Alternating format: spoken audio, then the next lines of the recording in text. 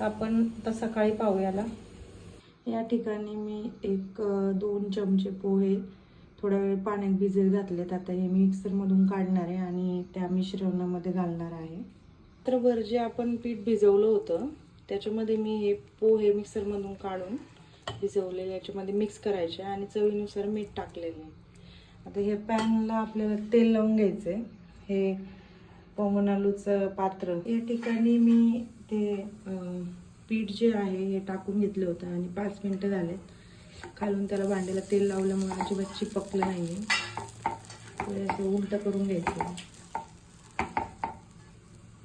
या ठिकाणी तुम्ही बघू शकता एकदम स्पॉन्जी असे फुगलेले आहेत. खूप गरम आहेत. आणि या ठिकाणी चटणी बनवलेली आहे ओल्या नारळाची. जसं आपल्याला खायचं आहे.